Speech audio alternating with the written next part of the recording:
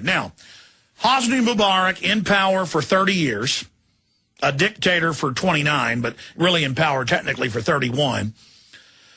He gets $13 billion plus every year of U.S. taxpayer money. A lot of the U.S. torture centers are there, the ghost sites, the black sites.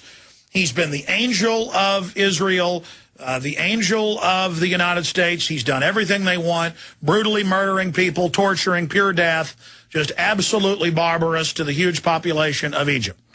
Then you've got the Arab Brotherhood, going back to British intelligence, and then after they lost control of the Middle East during World War II under Hitler, and then under CIA control after that. This is not even my opinion. I mean, you know, we reserve judgment until Friday night on this, but we did have guests on who said this could be the case, where they're flushing another one of their minions down the toilet. Hosni Mubarak, to put on and to put into power Mohammed el-Baradei, who they admit is a United Nations George Soros minion, who's the former head of the IAEA at the UN, the Nuclear Weapons Regulatory Group.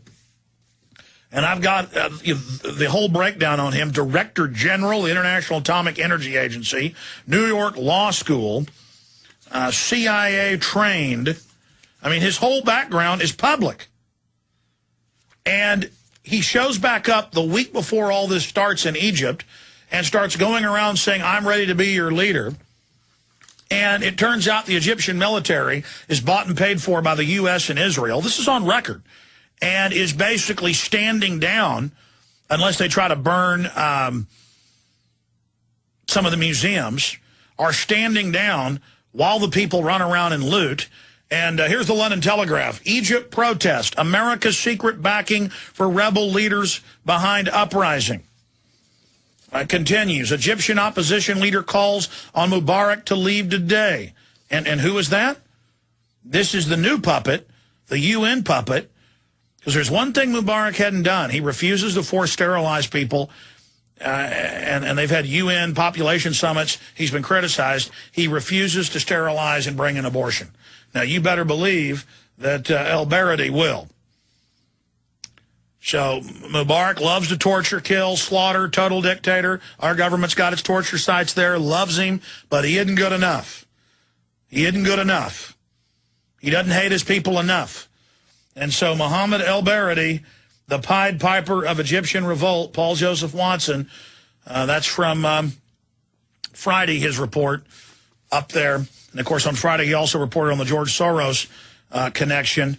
But now Axelrod's bragging that el-Baradei is their man. We've got another report by the LRC blog, Egypt's Rose Revolution, similar to what happened in Georgia.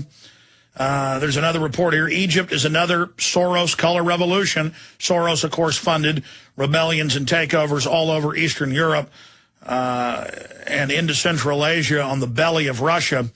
And it's just hard to believe until you look at the evidence and that it's just admitted that our government is so illegitimate.